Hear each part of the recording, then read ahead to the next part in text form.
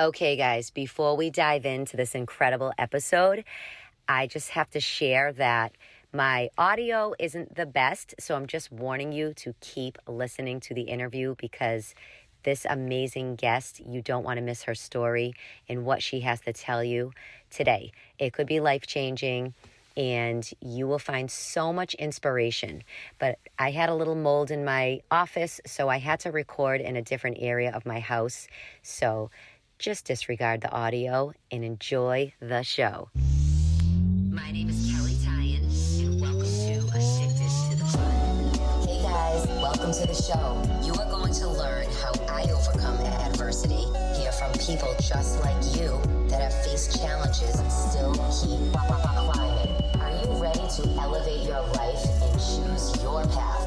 Let's do it together. Are you ready? Let's go. Hey everyone, welcome back to another incredible episode of Addicted to the Climb. I am your host, Kelley Tyan, and if we haven't met yet, please shoot me a message because I would love to know how you found my show and what made you tune in today. Head over to my website because October is right around the corner, and I have my new one-on-one accountability coaching program. So if you're sick and tired of the struggle, not losing any weight, or maybe you're just feeling alone on your journey and you need someone to hold your hand, I might be that person for you. Check it out because it's hard doing things alone. Having someone to motivate you weekly, inspire you weekly, sometimes you just need to take the plunge. There is nothing like accountability and having a coach by your side. And I know my guest today probably agrees with every word of that. So today, I have the honor to introduce you to my new friend. And I'm so excited she's here because we're going to get into how we met because it's a great story. But her name is Jodi Harrison Bauer. She is a two-time world bikini champion, founder and owner of Jody Fit Boutique Fitness Studio, the host of Fearlessly Authentic podcast, and the oldest woman to ever compete for the iconic Sports Illustrated swimsuit issue, making global headlines as she finished in the top 60 finalists in 2019. Her life changed forever when at 42 years old, Jody built the courage to take control of her own happiness. Since then, she's worked relentlessly to better herself, her business, nurture her relationships, and create the life she knew she always deserved, one with passion and purpose. Today, she defines herself as an ageless warrior and an advocate against ageism. This woman is a 59-year-old beauty, as I said, and she is definitely on the climb of life. I am so honored to have you here on my show today, Jody. So welcome. Thank you so much, Kelley. I really appreciate you asking me to be on the show. Yes, this is so exciting. You are just so incredibly inspiring, and I've been following you for a while through a mutual friend. I just love the message that you're putting out into the world of never letting fear stop you from being you and the person that you're meant to be. So take us back. Were you always a fearless woman? Never. I regard myself as a self-proclaimed scaredy cat, and I was always afraid of everything until I took that big leap to get divorced. It wasn't working for me. It wasn't like it was a horrible marriage, but I felt trapped. I felt like I couldn't be myself. I didn't feel like I was living my authentic self. And even though I got a lot out of being a mom, and my daughters are and still are my first priority, I just felt like there was more for me. I felt unfulfilled. I had stopped working in 1989 when I had my oldest daughter. And even though I was doing a little bit of fitness on the side, I just felt unfulfilled. And at the time, my ex-husband didn't really support me going off and doing what I wanted to do. So I thought, well, I've got to change the dynamics. So the biggest step I took out of my comfort zone was getting a divorce and changing my family dynamics. And that's when I started to say, okay, now who am I? I was Mrs. Harrison, I didn't know who I was. I was just a wife and a mom and a volunteer at school. And I happened to work out every single day, but that was the extent of who I felt I was. And I felt like there was so much more in me. And I started making a list of things that, who do I want to be? who do I want my daughters to see me as, because I wanted to be a strong role model for them. That's amazing. I mean, think about that, you guys, those that are listening, and maybe you're single right now, going through a divorce. You have to put yourself first and decide and sit quietly. I say this in a lot of my episodes. Who do I want to be? What are my goals? What are my dreams? Even at 42, Jody, like you were, life's not over.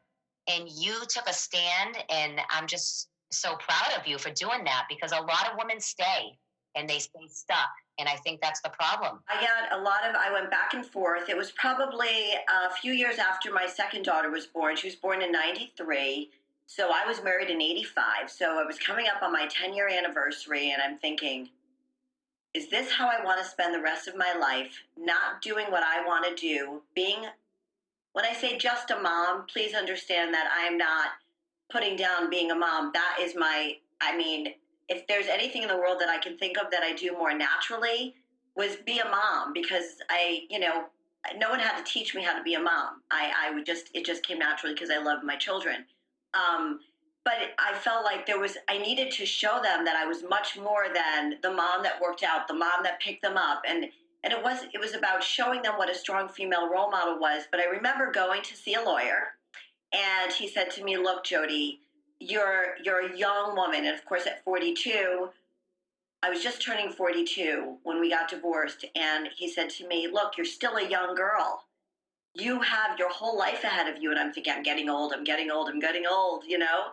And I remember talking to my ex-husband about wanting to compete in fitness shows. And he said, "Not when you're my wife." And I thought, that's a problem.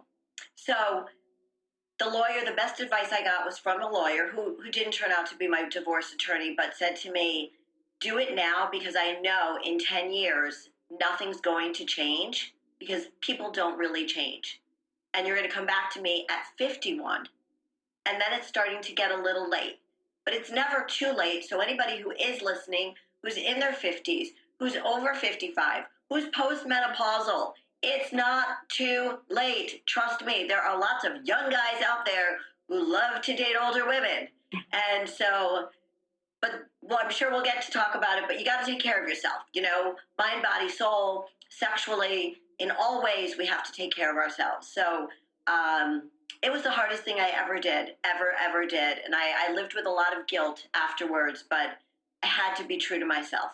And how did you release that guilt? What were some of the things you did? Because I know there's women listening right now that feel just like you, and we carry the burden and the guilt and the shame of maybe we're the ones that divorced the man. And how did you handle that emotionally? What did you do?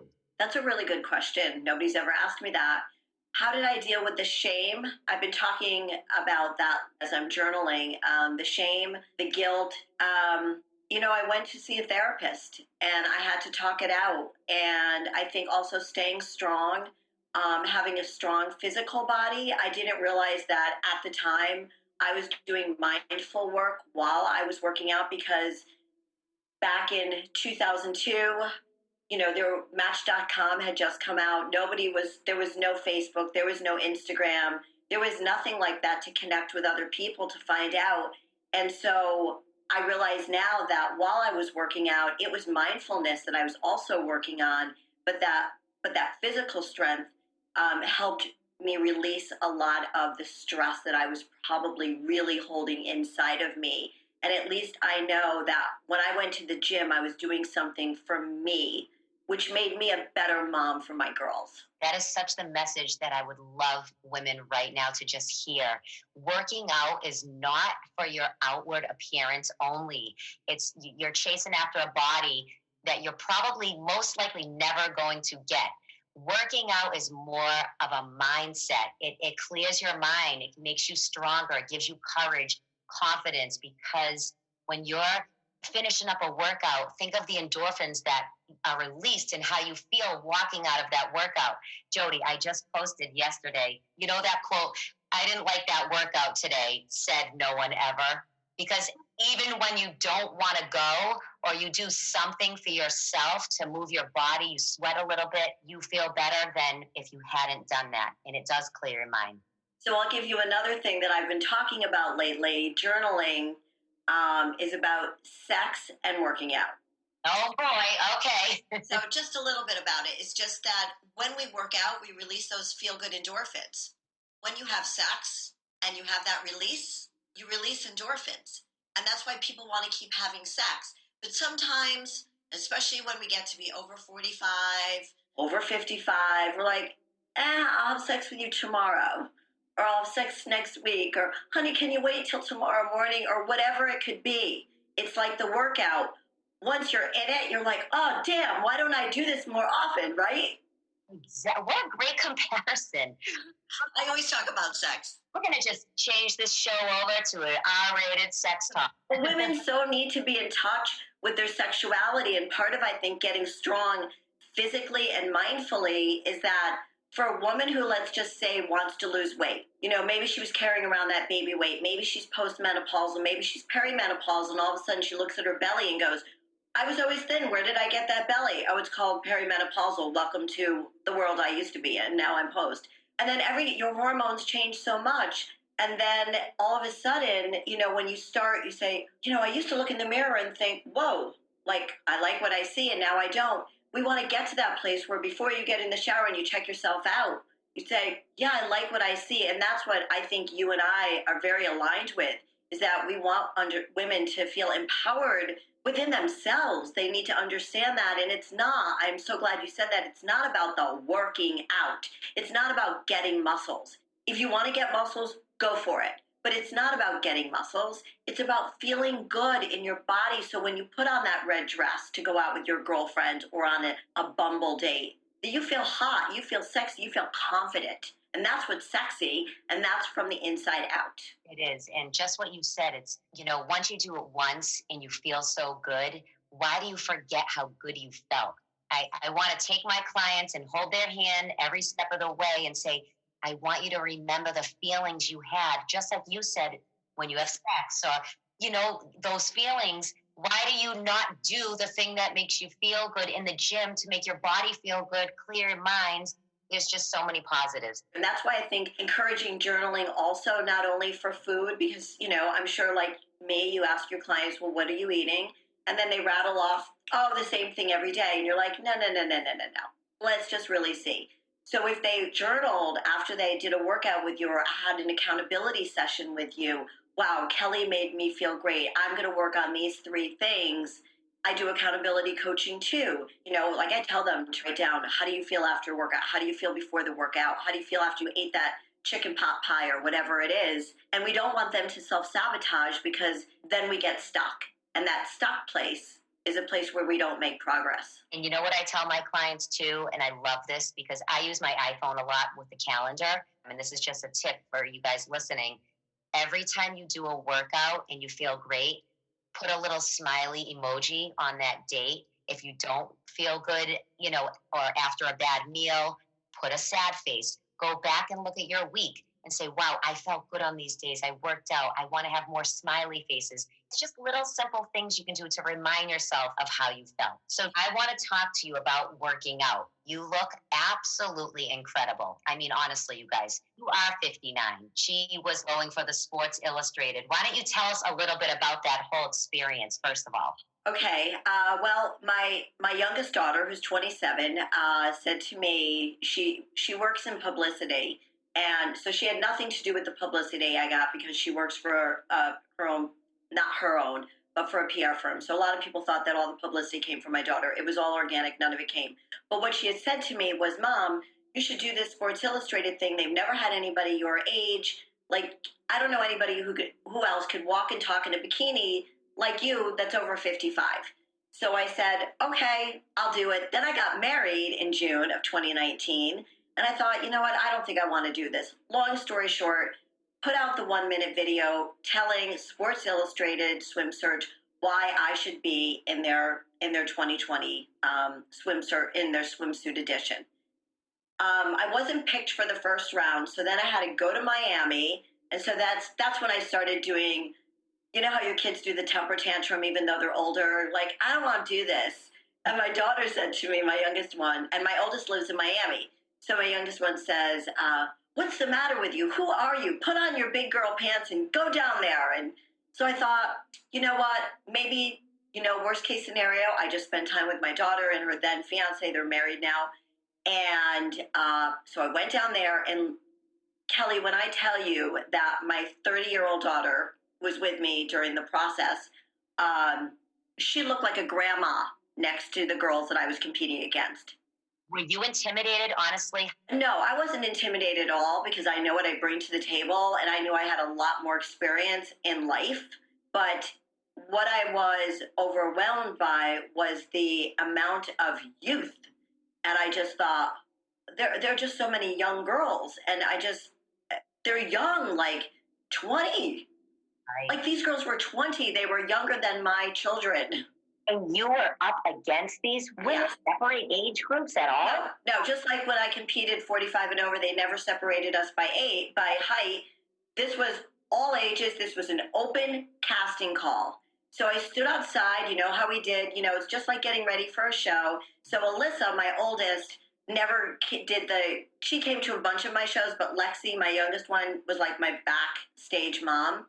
So I'll try to speed up the story. Anyway, we stood in line for almost like 5 hours. We were there at 5:30 in the morning. Of course, it was raining in Miami. How often does it rain in Miami? It's raining in Miami. Alyssa went and got us umbrellas. We stood in line, and I remember her looking at me and going, "Mom, you're so patient." And I said, "Liz, I competed for 10 years. Like, I'm used to it. You go to a place in your brain, Kelley, go to a place in your brain, you start meditating, you do whatever it takes to keep your mind occupied, and you're not really focusing on what's going to happen on stage because you've already practiced so many times. All you know is that you have to stay distracted from everything and stay focused." And she was fabulous. After like 6 hours of standing in line, right before we went to fill out the application of becoming an applicant to try out to be in the swim surge, I get like a couple of phone calls on my phone, like from New York, and I'm like, who's calling me from New York?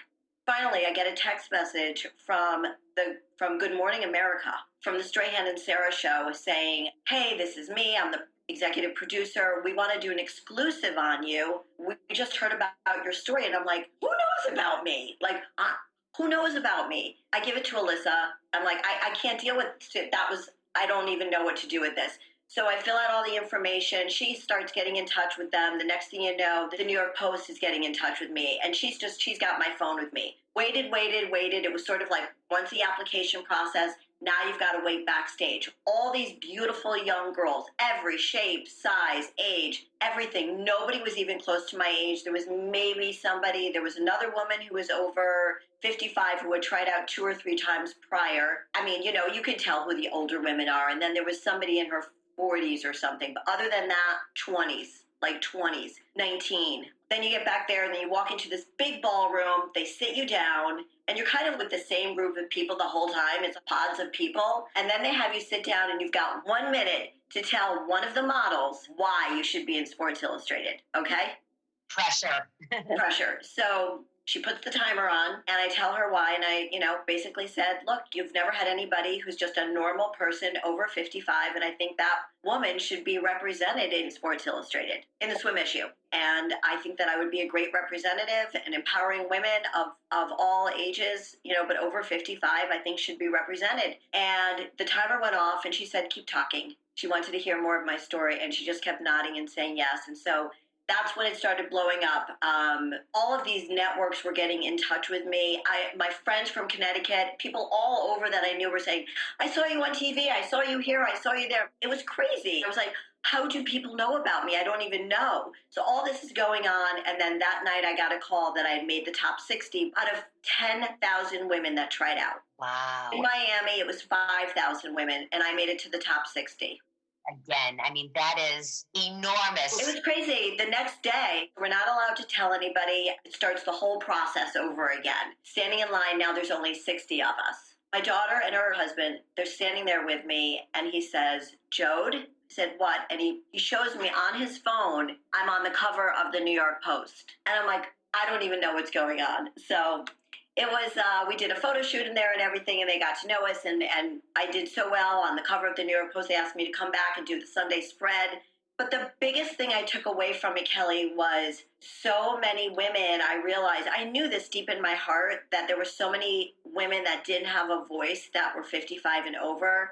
And they were just clamoring to hear what I had to say. And yes, okay, in the news, it was like, oh, look what she looks like. But when women heard me talk, they realized we have a voice. This might be somebody who could give us a voice. And I really, that's my mission, is to give those women a voice. I love it because you didn't even really start getting into working out until you were 40, right? No, I've been working out basically my whole life, but I mean, I didn't start competing until 47.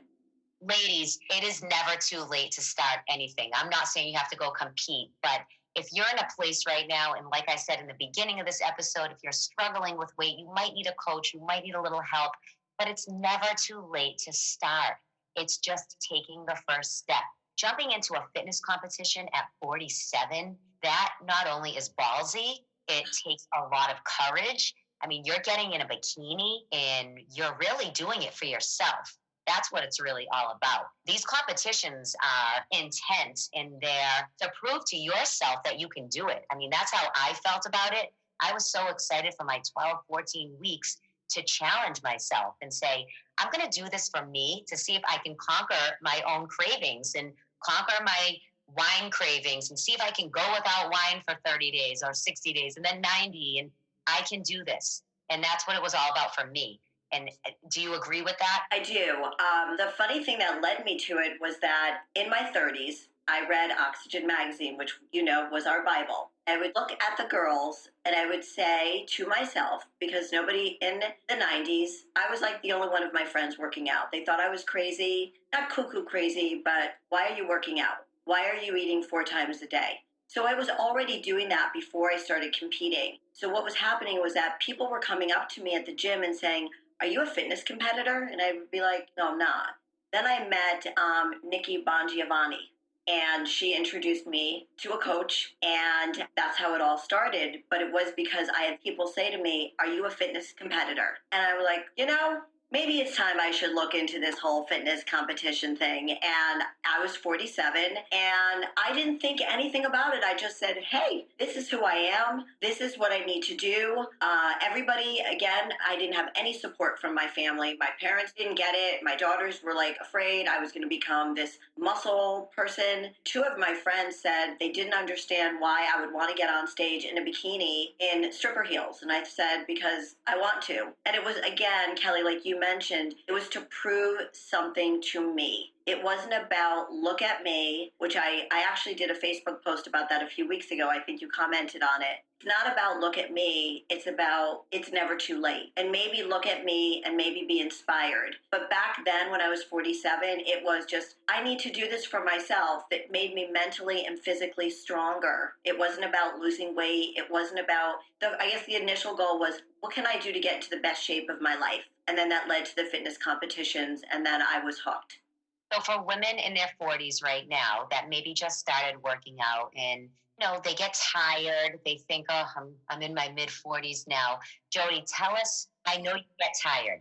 I mean, you must get tired. How do you push through those days when you just don't want to do anything anymore? I have to be honest with you. When I was in my 40s, I never really was tired very often. But on those days where I would say I wasn't motivated, I didn't feel like it, how did I push through? I just kept thinking about what is the end goal. So I do a lot of visualization. So I would visualize myself, if it was a fitness competition, on stage, being the only woman left on stage with the trophy and the flowers. And that's what kept me going. When I would sit in the parking lot, and I'm sure you've done it before, and anybody listening who's worked out and dedicated to working out, or you're just starting, and you sit in the parking lot and you go, oh, why am I doing this? Like, nothing's ever going to come of it. Is my body really going to change?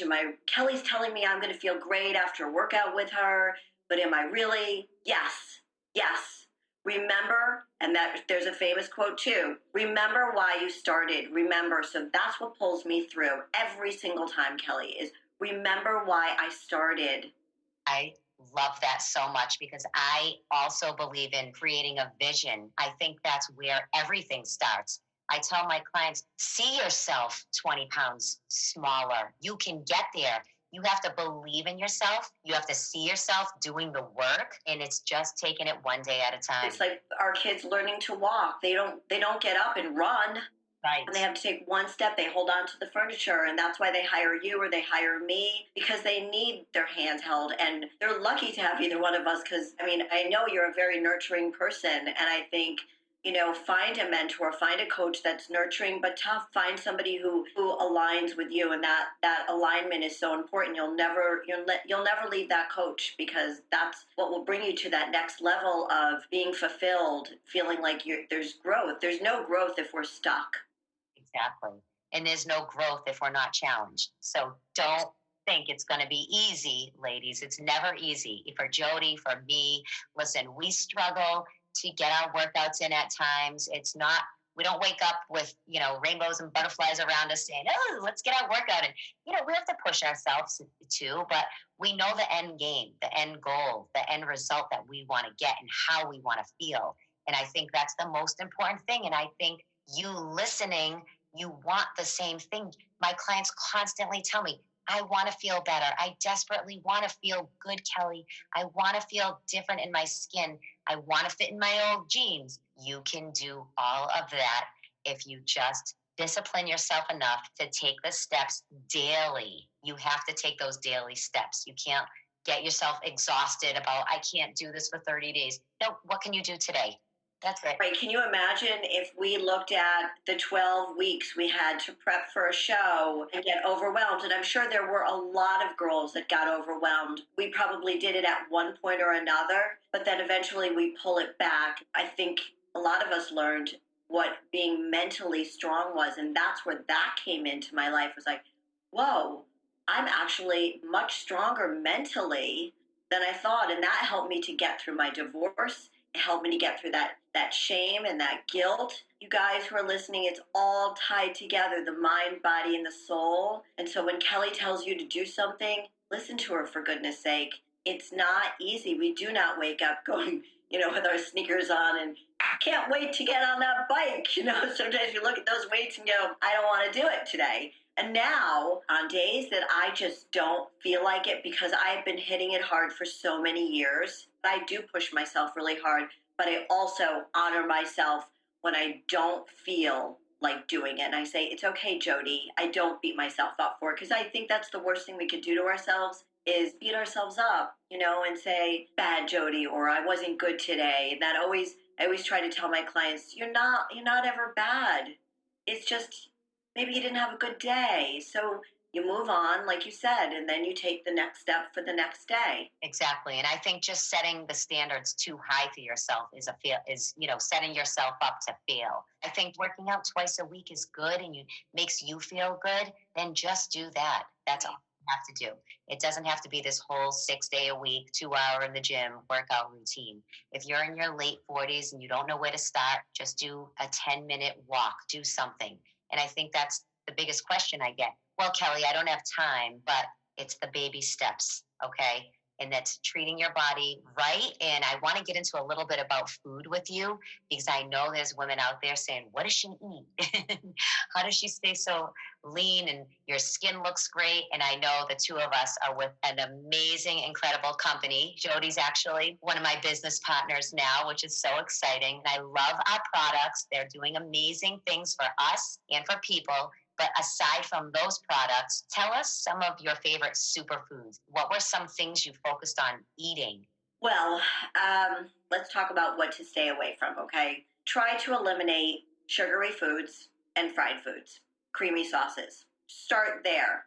It's really important to get the lean protein into your body. It will give you energy and it will help maintain your muscle mass. The leafy greens, portion control, ladies, portion control. So you can't make up all the food you haven't eaten in one day and eat a big dinner, because your body can't digest all that food. If you're just starting on this journey right now, I would say try to eat every 3 to 4 hours and make sure that you have a protein in there. Stay away from sugar, cut out little things, little by little. Again, just as Kelley and I discussed, we can't do everything all at once. If we decided, okay, I'm going to lose 25 pounds and I've got to take all of this on and I've got to eliminate sugar and creamy sauces and fried foods all in one, you are just going to fail. And I don't mean to be negative, but it's, we all have to take those baby steps. Remember, Rome wasn't built in a day. So I would say that it's really important to get the lean protein in, avoid sugar as much as you can, ladies, and avoid the fried foods. I couldn't agree more. And, we all have weak moments, and that's okay too, because that kind of food is all around us. But if you're about I'm an 80%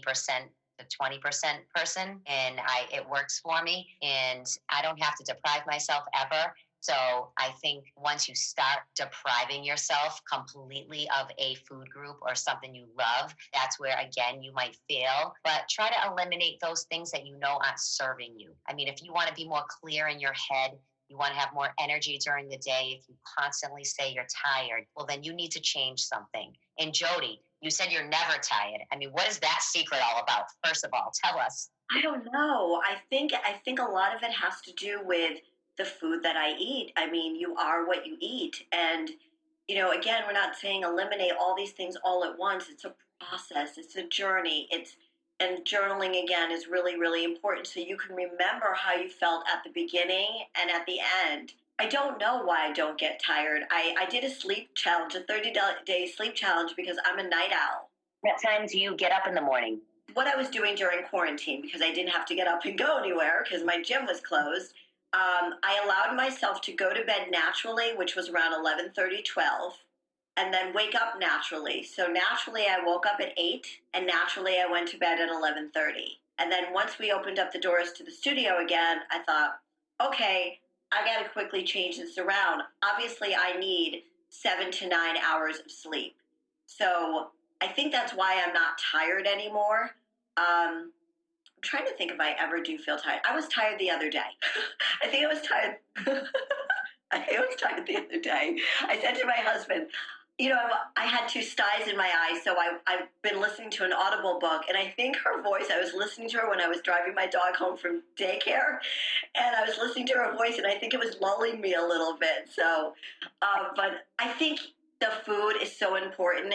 And the foods, and part of what Kelley and I were talking about, the company that we're both working with, uh, the collagen in the food, just putting healthy things in your body that will keep your energy up. And again, honoring yourself when you don't feel energetic. Drinking enough water, something I have to work on. But I would have to say it's the food and probably the exercise. Even though I might be exhausted after a workout, it's still then the energy then kicks in. Like, you're like, blah. And then 10 minutes later, you're like, okay, let's go. I love it. It's so true, though. But I think you listen to your body a lot. And I think a lot of people do not listen to their body. They push, push, push, and they wonder why they're so tired. Because I don't know about you, but I have a lot of clients that they're always exhausted. And we go over their diet, we go over what they're eating. Sometimes it is okay. Other times it could be better. But when you're running, running, running and not giving yourself a break, obviously you're going to be tired. You have, like you said, you went to bed when your body told you to. You let yourself sleep. I mean, that was in the quarantine. I did the same thing. It's funny you said that. I never went to bed that late in my life, ever. And it was nice to be up, though, with my kids and not go to bed at 9. So I'm still weaning off going to bed at 11:30. But it's hard. It's hard to change. I just wrote an article for a local paper. I have a column, Living Your Best Life. And I'm talking about sleep cycles and what happens, and making sure that your room is a beautiful place to sleep and the right temperature, and it's nice and dark. Like your bedroom looks beautiful right now, as I mentioned. It looks so dreamy, and it's again scheduling, just like you schedule time to meet a friend, have a dentist appointment, schedule your workout, schedule your time to go to bed. And that's what my new 30-day challenge is about, is getting back into that sleep schedule. Because once I realized what I was doing, and then I said, forget it, I got this. When you think, I got this, and then I didn't got this. So I'm starting it again because I'm finding that, my schedule's off, like a feeding schedule, like when you have children or you get a new puppy. So many people are getting puppies now. You get a new puppy, You feed the puppy, then 10 minutes later, you need to bring the puppy out to go to the bathroom. So think about those schedules. And I think so many people forget to take care of themselves. They're taking care of their significant other, they're taking care of their children, their parents, their dogs. And then they think, well, what about me? Like, or they look at themselves in the mirror and say, wait a minute, I forgot. And they're 50. I forgot to take care of myself. And that's when they freak out. And that's when you need to reach out to somebody that you've seen on social media, or, you're listening to us now. That's when you reach out to somebody and say, please help me. But nothing's going to change if you don't listen to us. That's my famous line, is if you don't listen to me, ain't nothing going to change. Exactly. And I hear it again all the time. I mean, I just work with women. That's all I work with. And, they don't have time for themselves. They're too busy with the kids and doing everything else. But you know what? That's not going to get you anywhere. You have to put time in for you, even just some quiet time to see, like what we said in the very beginning of this show. What do I want? What are my dreams? What are my passions in life? Because life is going by very fast. So if you want to get healthy right now, today's your day. Today's day one for you. After listening to this show, listening to Jody, I mean, your health is everything, first of all. And we're not saying to go work out 5 days a week, but schedule a time where you can take 10, 15 minutes, do something for yourself. We know how badly you want to feel good. So I'll share a little story with you. My youngest daughter works out a lot. And during quarantine, she was using a Peloton bike. And this isn't a thing from Peloton, but she was using their bike.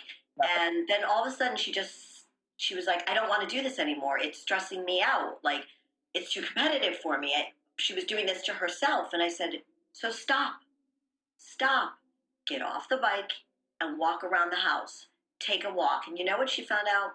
That taking a walk was relieving stress.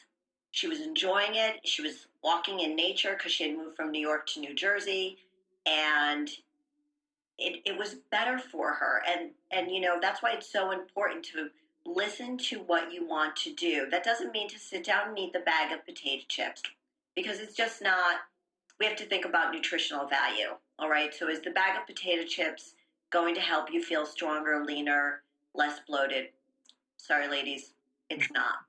One of the things about eating right is that it will give you the energy and you'll start feeling better. And once you start feeling better, you may want to do more. But if it doesn't feel right, if you have somebody telling you to run and you don't want to run, then don't run, walk, but just keep moving. Exactly. You said it perfectly, because not all workouts are made for all people. You have to find, I just wrote something to my people on my mailing list. My newsletter was all about that. You might not like the boot camp. You might not like the spin class. Well, there's so many other options for you. Don't give up because you don't like that.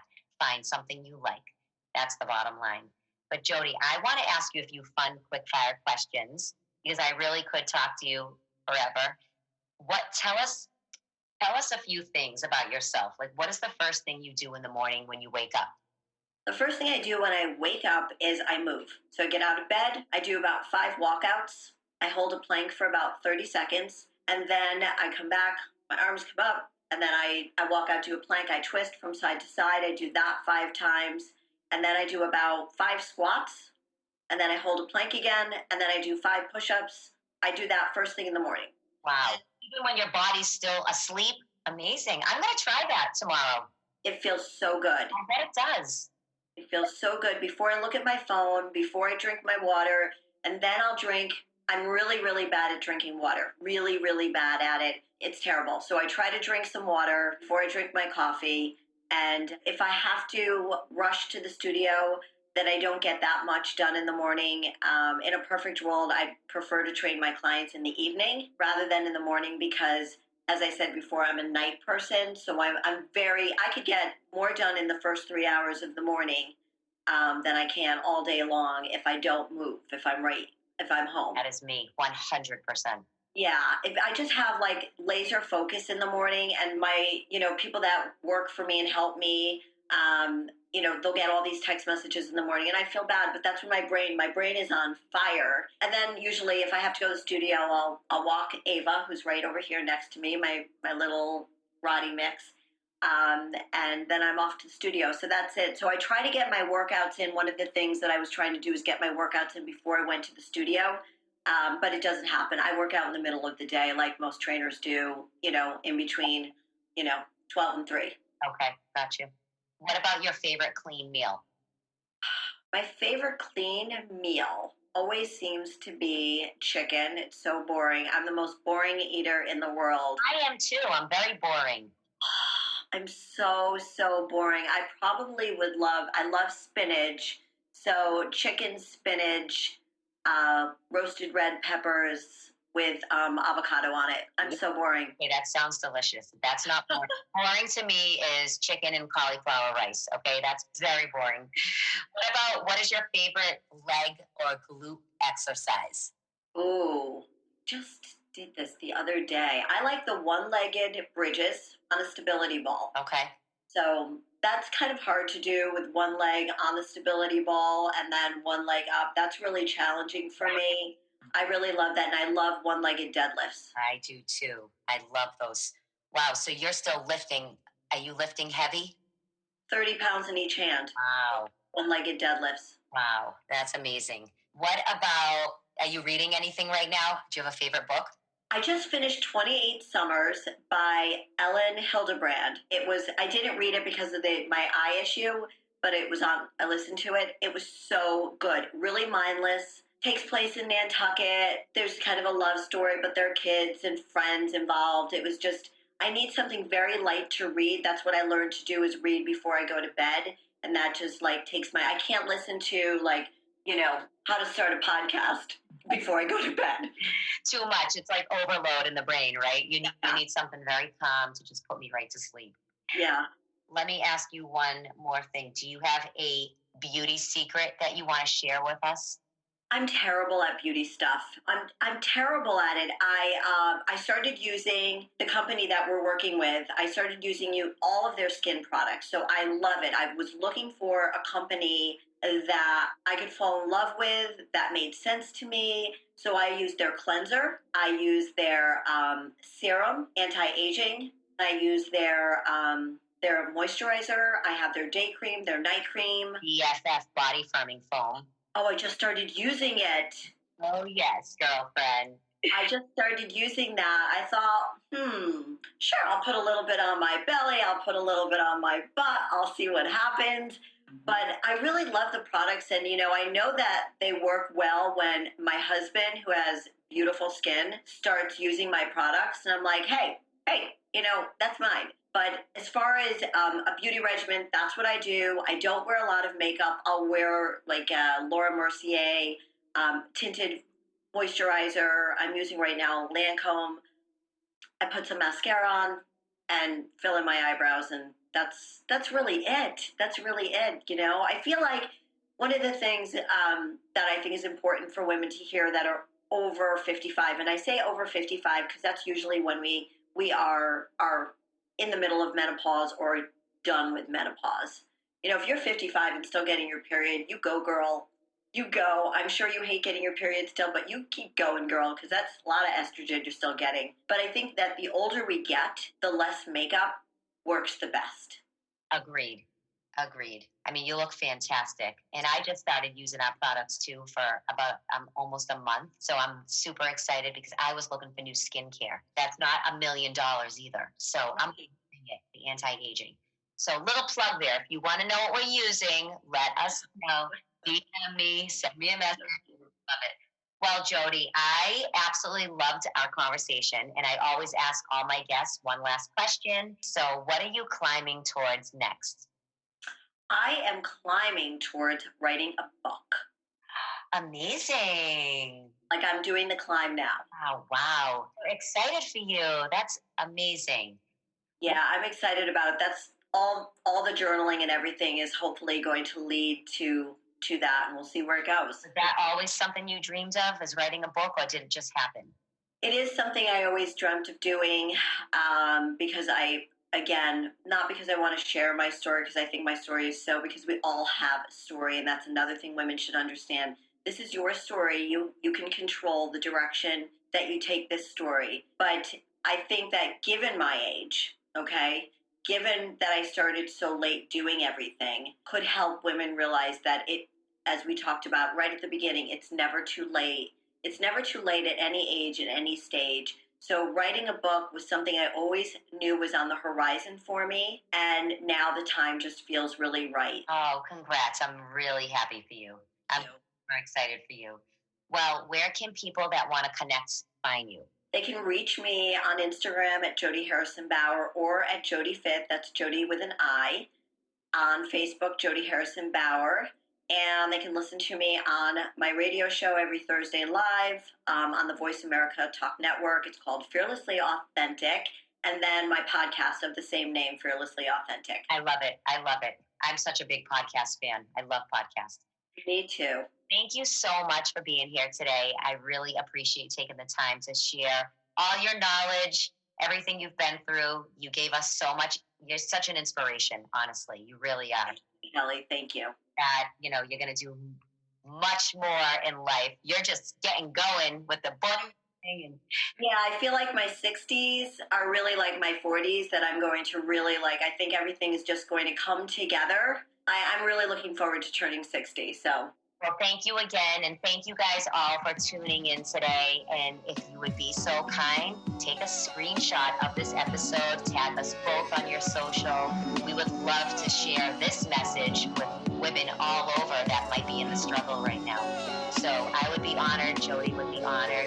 And if you have a topic you want me to cover on my show, Addicted to the Climb, I would love for you to shoot me a message. So thanks again, guys. Thanks again, Jody. And until next week, keep on climbing.